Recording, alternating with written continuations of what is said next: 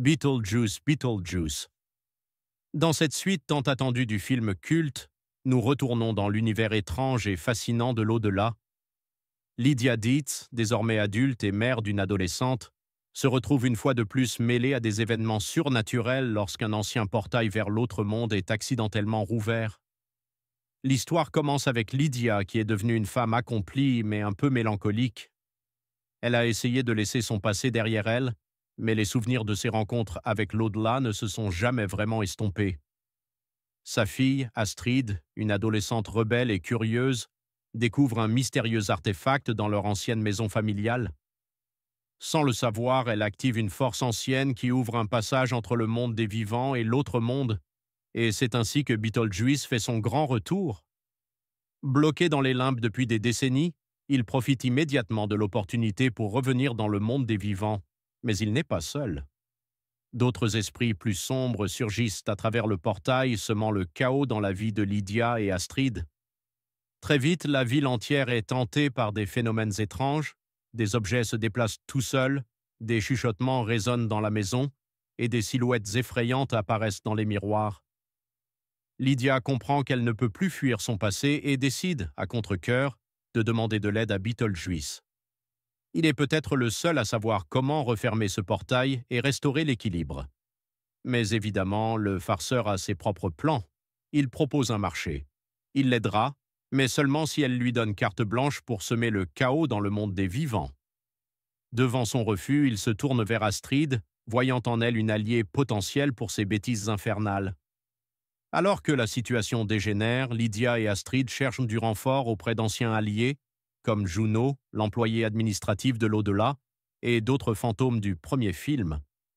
Elles découvrent alors le véritable secret de l'artefact. Ce n'est pas juste une clé vers l'autre monde, mais un objet capable d'abolir définitivement la frontière entre les morts et les vivants. S'il tombe entre de mauvaises mains, surtout celle de Beetlejuice, les conséquences pourraient être désastreuses.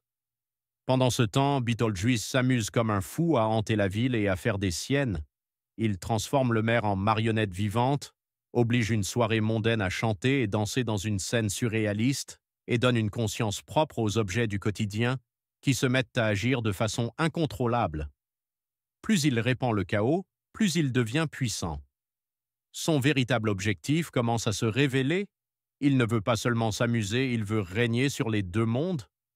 Ce qui s'ensuit est un affrontement surnaturel aussi délirant qu'épique, dans le pur style Tim Burton, des créatures animées en stop-motion, des décors gothiques, un humour noir irrésistible.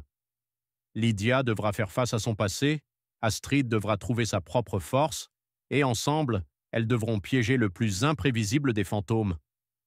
Dans le final explosif, elles réussissent à retourner les propres tours de Beetlejuice contre lui, l'enfermant dans une dimension où il perd tous ses pouvoirs. Grâce à l'artefact, elles parviennent à refermer le portail, mais pas avant que Beetlejuice ne lance une dernière menace. « Je reviendrai !» Dans les toutes dernières secondes, Lydia et Astrid réalisent que leur lien avec le surnaturel fait désormais partie d'elles.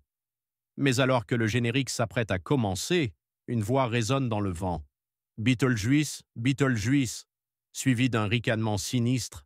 Est-il vraiment parti pour de bon? Avec un savant mélange de comédie macabre, de frissons et d'émotions, Beetlejuice, Beetlejuice offre une suite à la fois nostalgique et rafraîchissante au classique culte. Le fantôme le plus incontrôlable est de retour, et cette fois, il est encore plus imprévisible.